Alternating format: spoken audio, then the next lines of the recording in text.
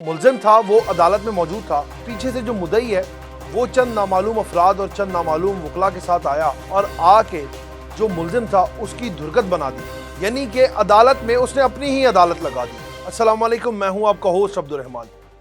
जहां पर हम लोग पाकिस्तान में बहुत से मसाइल का जिक्र करते हैं, वहां पर कुछ ऐसे मसाइल होते हैं जिनको बहुत ज़्यादा हाईलाइट नहीं किया जाता, या वो ऐसे क्राइम केसेस होते हैं जो इतने नज़र से नहीं गुजरते, लेकिन हमारे माशरे में भी वो भी हो रहे होते हैं, लेकिन हम उनको नज़रअंदाज कर देते हैं। आज ऐसा वाक़या पेश आया कि कसूर में कोर्ट में एक फ़ैसला था, तो जो मुल्ज़िम था वो अदालत में मौजूद था।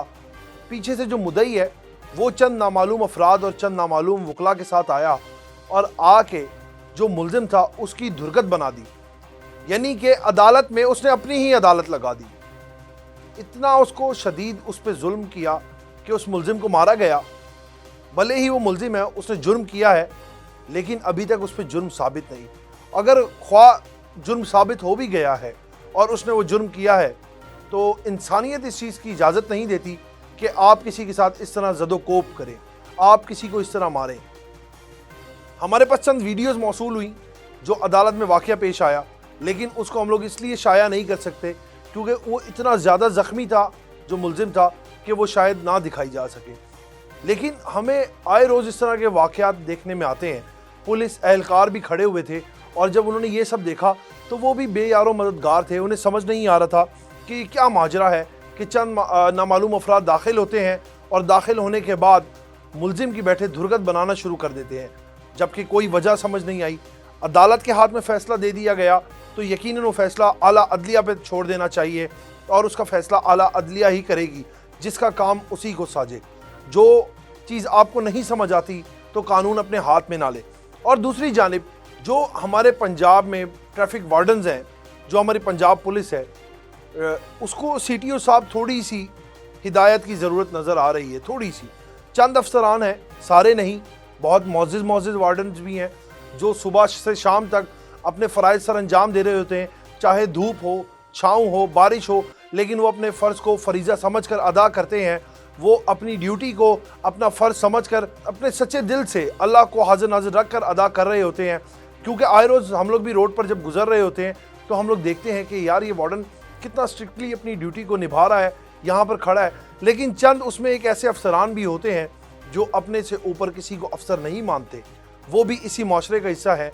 हर माशरे में, हर इदारे में चंद ऐसे लोग मौजूद होते हैं जिसकी वजह से पूरा इदारे को बातें सुननी पड़ती हैं या पूरा इदारा जो है लोगों की नज़र में ख़राब होता है।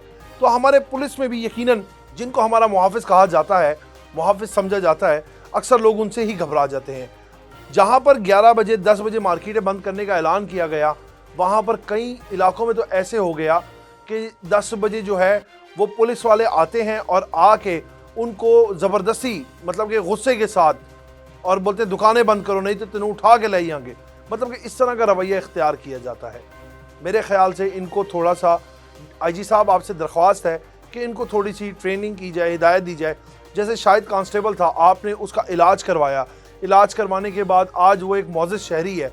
तो अगर जो ऐसे पुलिस एहलकार हैं, जो ऐसे अफसरान हैं जिनको ज़रूरत है इस तरह की ट्रेनिंग की, तो अगर आप उसके सेशन करवाएं तो मेरे ख्याल से पंजाब पुलिस का बहुत खूबसूरत इम्पैक्ट पड़ेगा और लोग उनसे खौफज़दा होने के बजाय अपने आप को महफूज समझेंगे। तो इसकी बहुत ज़रूरत है।